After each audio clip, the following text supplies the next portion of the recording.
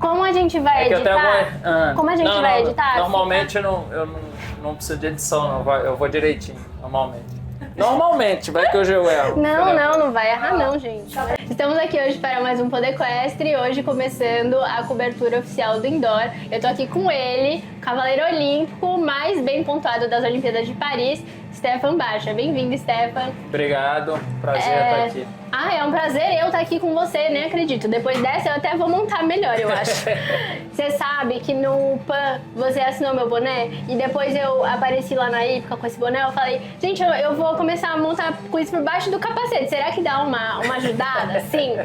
Me dá um pouco mais de coragem? Stefan, se apresenta, conta pra gente quem você é e o que você faz.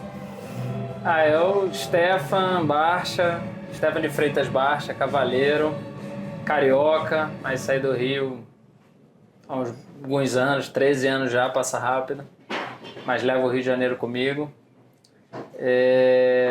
Meus pais não tinham nada da parte do cavalo, meu pai gostava muito de gado, fazenda, e isso aí sempre me chamou a atenção porque eu queria estar entre os cavalos. Minha mãe me levou para a Hípica do Rio de Janeiro simplesmente porque eu era um garoto que no final de semana queria ir para fazenda de amigos do meu pai, em vez de estar com a atividade normal de uma criança.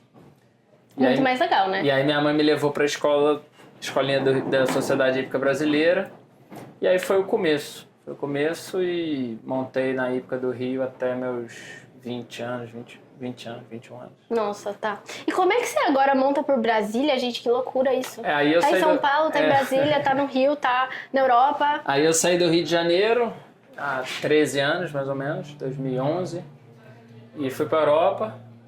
E aí fiquei entre 12 e 16 com o Neco. A gente tinha um negócio junto, foi um período de muito aprendizado e uma amizade estreita que eu criei com o Neco. Uma coisa que eu me orgulho muito, de ter trabalhado junto, de ter tido um negócio junto. E aí em 16, depois da Olimpíada do Rio, foi um período bem intenso, como é qualquer ciclo olímpico. E aí minha esposa, Roberta, ela estava grávida, e ela é de Brasília.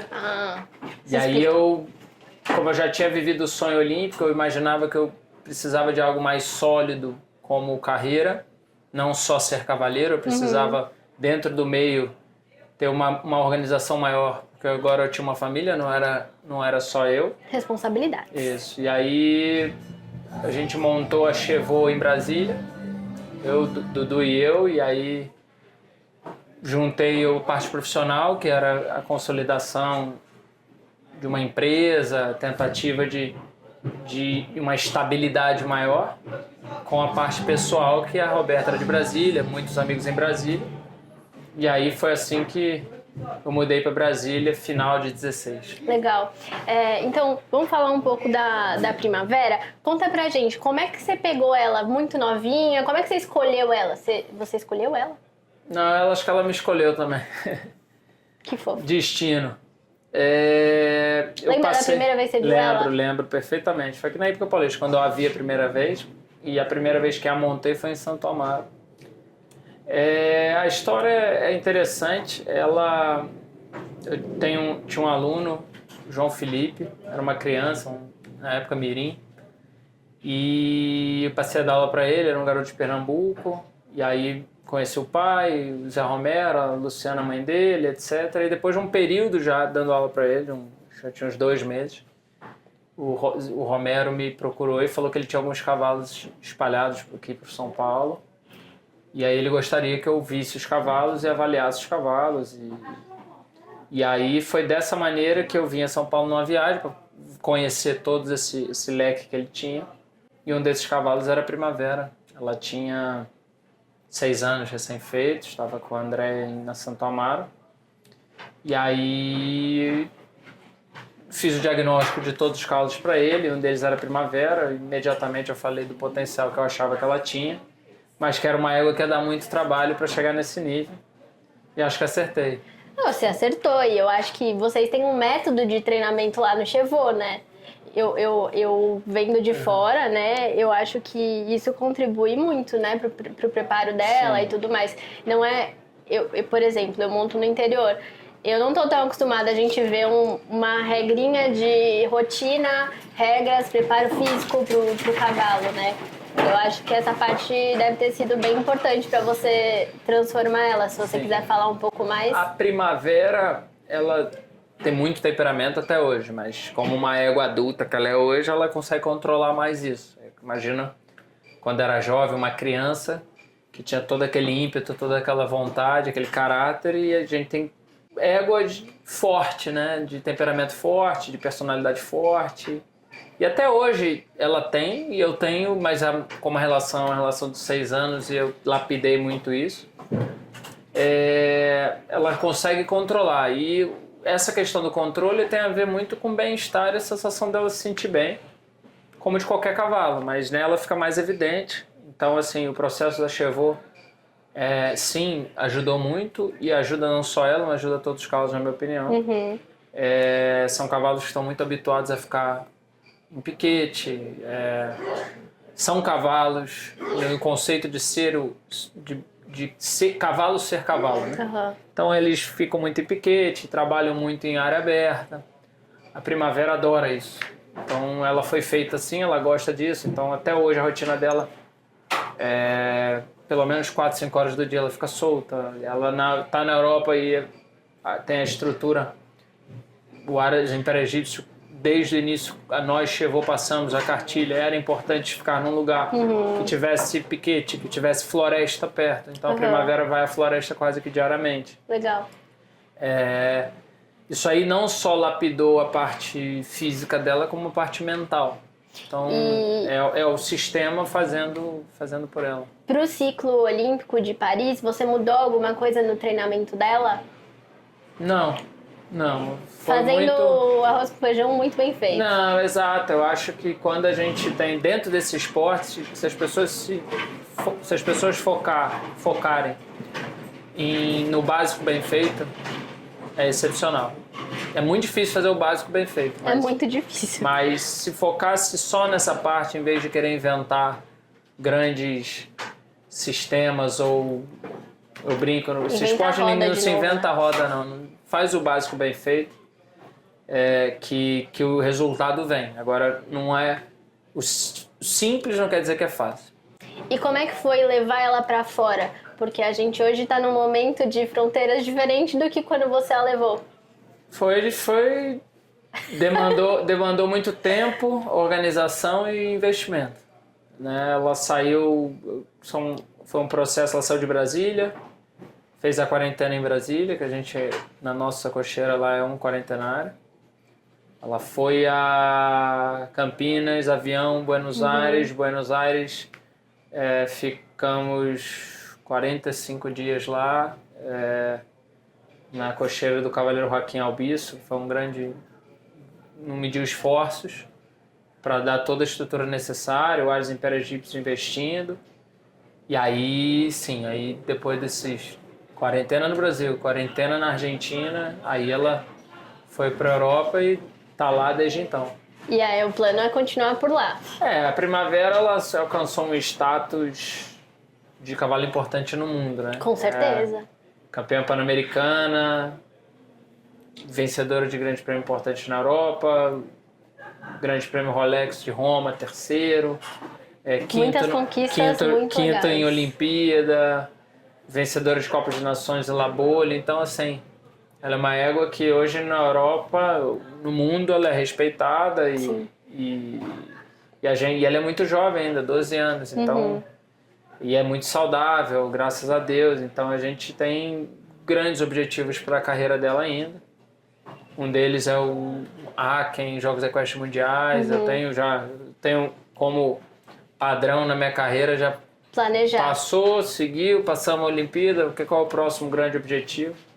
Então, ela tem possibilidade de mais um Pan-Americano em 27, com mais maturidade do que ela estava no Chile. Ela é uma égua que eu acho que ainda vai ajudar muito o Brasil.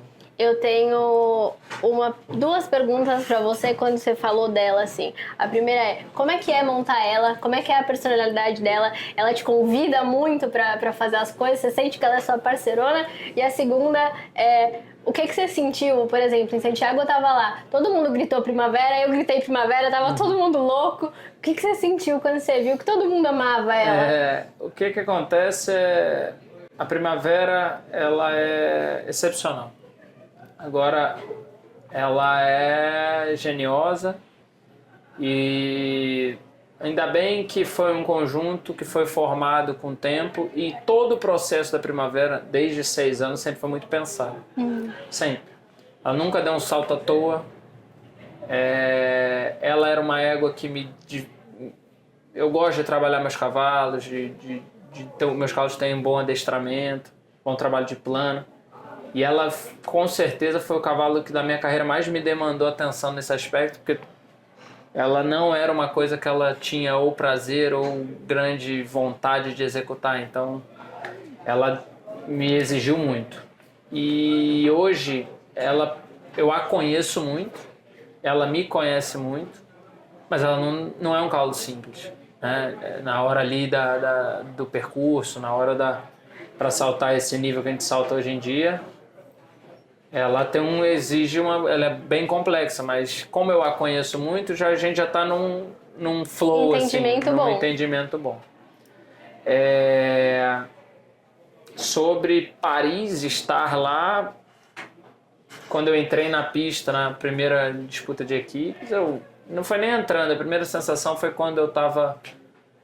não foi nem na pista, foi quando eu estava entrando, que tinha um acesso, o público dificilmente viu ali, mas quem está no evento sabe, é um acesso longo ali, uma caminhada longa do paddock à entrada da pista.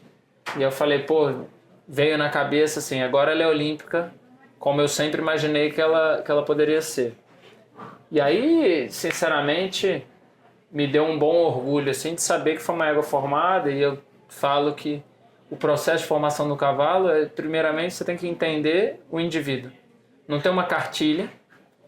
Agora, podiam ter muito mais interesse nos processos para que a gente pudesse ter mais primaveras. O nosso objetivo aqui. Quando eu comecei o podcast, eu pegava muita estrada. E eu sou atleta amadora total. Eu sou daquela pessoa que, for no reconhecimento, eu tô com muito medo. Tipo, eu preciso do meu instrutor ali pra falar, tá, tudo bem, você já fez isso toda vez. Só que eu queria ouvir e eu queria aprender. Eu procurava e não tinha. Eu falei, putz, vou ter que ir atrás das pessoas. E daí eu fico muito tímida e eu fico muito feliz de estar aqui sentada com você hoje, num evento como esse, que é tipo, nossa, nem nos meus maiores sonhos eu imaginei que eu ia estar aqui hoje com um cara que ficou em 15 lugar na Olimpíada. Juro, no dia que você saltou a final individual, eu tava vindo da minha cidade pra cá, porque eu trabalho aqui, e aí começou super cedo, então eu já tava na transmissão ao vivo ali. Quando eu ouvi seu nome, eu encostei o carro no acostamento, com todo respeito. Eu falei, não, agora eu vou assistir e eu vou torcer pra esse cara que tá aqui. E assim, nossa, eu fico até arrepiada. E, cara, eu admiro muito você e o seu trabalho. Obrigado. Queria saber o que você daria de dica pra quem tá começando nesse esporte. O que você acha que é fundamental dentro do hipismo hoje? Se informar. Primeiro, obrigado, fico feliz mesmo, mas eu acho que se informar a equitação é uma arte. Então, ter entendimento do que se passa, respeitar o cavalo e praticar, mas pratique o certo. O pessoal hoje em dia fala assim, ser resiliente. Se você for resiliente fazendo o errado, você não vai chegar a lugar nenhum. Então, assim, se informar para ter o certo, aprender da maneira correta e aí sim ser resiliente. Porque é um esporte de carreira longa, é um esporte que você perde muito mais do que ganha. Então você tem que entender que isso aqui é um reflexo da vida. Que você não vai ganhar sempre, você vai perder pra caramba e você tem que seguir, você tem que acordar no dia seguinte e fazer. Agora, se você falar, Steph, você queria estar em outro lugar, você faria outra coisa diferente? Não, eu acho que é o que eu gosto de fazer, é o ambiente que eu construir minha família, construir minha vida, meus negócios, meus amigos. E assim eu acho que é o grande bônus, é a grande questão que esse esporte dá. É o amadurecimento, né? Como a pessoa vai se desenvolver. Então, por isso que eu faço maior força para meus filhos montarem. Eles vão montar se quiserem, mas eu tento incentivar e saber que o cavalo é a estrela. Sem a primavera, eu falei isso lá em Paris numa entrevista. Eu ia passar aqui, ia passar naquela zona mista ali, como uma pessoa qualquer. Com ela, você está me entrevistando como um atleta olímpico, quinto dos Jogos Olímpicos, enfim, entre outras coisas. Então a gente precisa do cavalo. Sim. Respeitar o cavalo é a grande... E você imaginava que a pessoa que começou a montar lá na escolinha do Rio de Janeiro ia chegar onde chegou? Porque você tem 2 passagens olímpicas, né? Não é pra qualquer um. Eu sempre sonhei muito. Sonhou? Sempre. Sonhou, trabalhou... Eu era criança que não via desenho. Eu não via desenho. Na minha época, hoje em dia, o YouTube é muito fácil, né? Você escreve lá, online, aparece e tal. Eu tinha aqueles VHS de Olimpíadas, o de Neco, Sydney, já tava com o Neco Atenas, Atlanta. E aí eu dormia assistindo aquilo e me visualizava que era possível e que eu ia montar. Então eu tinha 10 anos, 11 anos, eu montava todos os cavalos que havia no clube. Cavalo bom, cavalo ruim? Cavalo que vinha eu montava, e o meu professor, o Ibsen, na época, ele era comerciante no Rio de Janeiro, então eu muito novo já apresentava esses cavalos. Legal. Então isso aí me gerou uma experiência que hoje em dia, enfim, não vejo nenhuma criança tendo essa liberdade hoje em dia. E aí eu sempre me visualizei nesse mundo, agora Legal. tô vivendo. E aí, lógico, se eu te perguntar qual cavalo te marcou, você vai falar da primavera, eu imagino. Mas se tivesse que falar de outro cavalo que talvez seja responsável pelo cavaleiro que você era quando você começou a montar a primavera. Eu tive uma égua, assim, a turma jovem não vai lembrar, mas eu tive uma égua que eu pulei de mirim até grande prêmio, chamava Toica, que ela me forjou, porque eu com 13, 14 não conseguia montar ela, porque ela era muito forte, ela era jovem, ela tinha 6, 7 anos. E aí eu tinha um cavalo mais limitado, fui campeão brasileiro de mirim, mas ela que era o que eu sonhava em conseguir e não conseguia. Então eu tive gente no meu processo de júnior que me ajudou, porque antigamente era mirim, júnior e Young Rider Sênior, né? A gente não tinha o pré-júnior. Então eu saí do mirim, já fui pro júnior com ela tinha 7, 8 anos. E aí eu tive que aprender a trabalhar, porque ela era realmente muito forte na boca. Então eu tive que, quando com 15, começar a ter que me interessar sobre trabalho de plano. E aí eu fui campeão brasileiro de júnior, fui campeão brasileiro de Young Rider, fui vice-campeão brasileiro de sênior com 18 anos. O primeiro grande prêmio que eu ganhei foi nela. Nossa. E aí, com certeza, não estou dizendo que ela foi o melhor cavalo que eu montei na minha vida, mas ela foi o cavalo que me forjou e me ensinou muita coisa. Legal. E quais são suas expectativas aqui no Indoor? Com quem que você está aqui? Expectativa é muito boa. A gente, falando de Chevaux, são 30 e quase 40 cavalos. Você vai acompanhar todo mundo. Tem que acompanhar todo mundo. Tô aqui, né? Que privilégio, hein? Então, os clientes indo bem, o objetivo é sempre... Isso aqui, para vários clientes, é o concurso principal, tirando os campeonatos brasileiros. Então, botar todo mundo animado e saltando bem. É uma semana intensa. Eu vou saltar o Goldfinger, o Chantilly e a Dorer na série internacional. Vou fazer uma programação para o Chantilly para ele tentar chegar, e para o Goldfinger para chegar bem no Grande Prêmio, que é o grande objetivo. A Dora vai saltar o Clássico.